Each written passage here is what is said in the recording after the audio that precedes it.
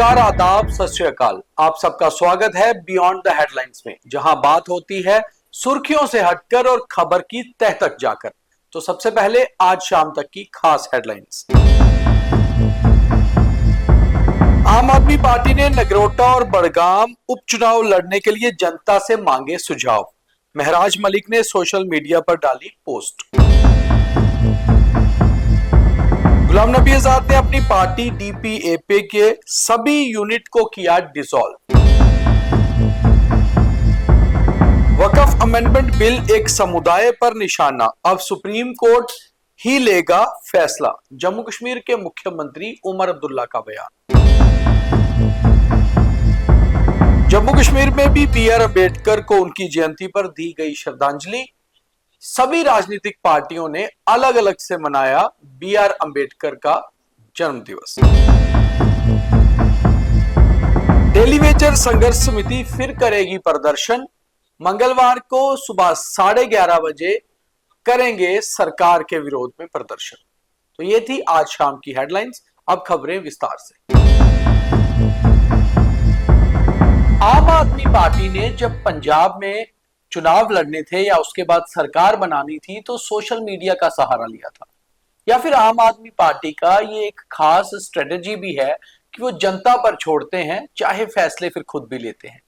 जो जनता कहती है, सोशल मीडिया के जरिए जनता क्या भाव जानना, जनता के मत जानना, ये आम आदमी पार्टी का एक खास तजुर्बा रहा है, एक खास स्टाइल रहा है। जम्मू कश्मीर में इन दिनों चर्चाओं का बाजार गर्म है कि 2 उपचुनाव में कौन कौन सी पार्टी अपने कैंडिडेट उतारेगी। तो ये दोनों कॉन्स्टिट्यूएंसीज हैं, जम्मू की नगरोटा और कश्मीर की बड़गाम।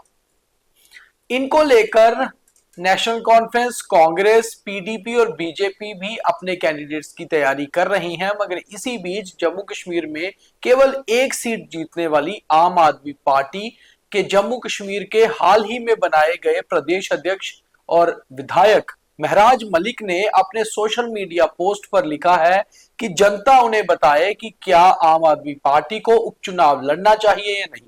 उसके नीचे जनता के कई सारे जवाब भी आ रहे हैं। कुछ लोग कह रहे हैं कि आम आदमी पार्टी को हर्षदेव सिंह का सपोर्ट करना चाहिए, जो पैंथर्स पार्टी के कैंडिडेट हो सकते हैं।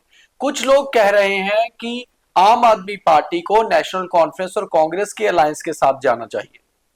कुछ लोग कह रहे हैं कि आम आदमी पार्टी को अपना कैंडिडेट उतारना चाहिए, और कुछ लोग ये कह रहे हैं कि आम आदमी पार्टी को फिलहाल दोनों कॉन्स्टिट्यूएंसीज में उपचुनाव नहीं लड़ना चाहिए। खैर, ये तो फैसला पार्टी का रहेगा कि आखिर पार्टी को क्या करना है।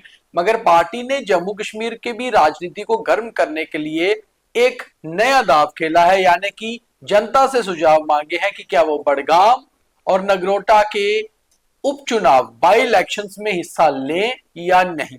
और वहीं दूसरी ओर हमेशा से राजनीति में चर्चित चेहरा रहने वाले महराज मलिक ने भी एक और पोस्ट करके जनता के साथ जुड़ने का एक और दांव खेला है। अब देखना यह है कि जनता के सुझाव पर क्या पार्टी सुझाव लेती है या पार्टी पहले से ही फैसला करके बैठी है। तो आखिर आम आदमी पार्टी क्या नगरोटा और बड़गाम में चुनाव लड़ेगी या नहीं, ये फैसला तब होगा जब चुनाव अनाउंस होंगे। मगर पार्टी कहीं ना कहीं चर्चा में लगातार रही है, या तो अपने विधायक और प्रदेश अध्यक्ष महराज मलिक की वजह से, या फिर ऐसी सोशल मीडिया पोस्ट्स की वजह से। जम्मू कश्मीर के पूर्व मुख्यमंत्री और केंद्र के पूर्व मंत्री गुलाम नबी आजाद, जिनकी उम्र इस समय 76 वर्ष हो रही है, उन्होंने अपनी पार्टी डीपीएपी को डिसॉल्व कर दिया है। यानी कि पार्टी के सब यूनिट, सब पदों को खत्म कर दिया है। और गुलाम नबी आजाद ने अपना अगला रुख क्या होगा ये अभी तक साफ नहीं किया है। क्या गुलाम नबी आजाद वापस किसी राजनीतिक दल का हिस्सा बनेंगे, या फिर अपना राजनीतिक दल नया शुरू करेंगे, या फिर अपनी पुरानी पार्टी डीपीएपी को ही रीस्ट्रक्चर करेंगे। इन तीनों बातों के ऊपर हमारा शाम को खास कार्यक्रम 9 बजे विचार विमर्श भी देखिए, और जरूर अपने कमेंट करके बताइए आपको क्या लगता है। मगर फिलहाल राजनीतिक गलियारों में ये चर्चा गर्म है कि गुलाम नबी आजाद शायद अब एक्टिव पॉलिटिक्स में उतने एक्टिव ना रहें, और शायद किसी दल का हिस्सा बन जाएं और अपने नेताओं को आजाद कर दें कि वो जिस तरफ मर्जी जाए। मगर खैर, गुलाम नबी आजाद के दिल में क्या चल रहा है ये तो आने वाला समय बताएगा। मगर वो बहुत ही स्ट्रेटेजिस्ट नेता माने जाते हैं। जो भी नया दाव खेला होगा कुछ सोच समझ कर ही खेला होगा। वक्फ अमेंडमेंट बिल को लेकर नेशनल कॉन्फ्रेंस जो जम्मू कश्मीर में सरकार भी चला रही है वो भी सुप्रीम कोर्ट जाने का फैसला कर चुकी है। और इसी बीच जम्मू कश्मीर के मुख्यमंत्री उमर अब्दुल्ला का एक नया बयान भी आया है।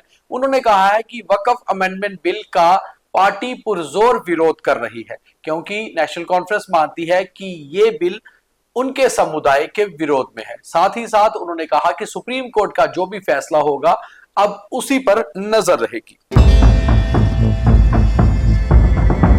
अगली खबर, जम्मू कश्मीर में भी आज पूरे देश की तरह बाबा साहब भीमराव अंबेडकर की जयंती बड़ी धूमधाम से मनाई गई। लगभग सभी राजनीतिक पार्टियों ने बी आर अंबेडकर को श्रद्धांजलि दी, फिर वो बीजेपी हो, कांग्रेस हो या कोई और दल।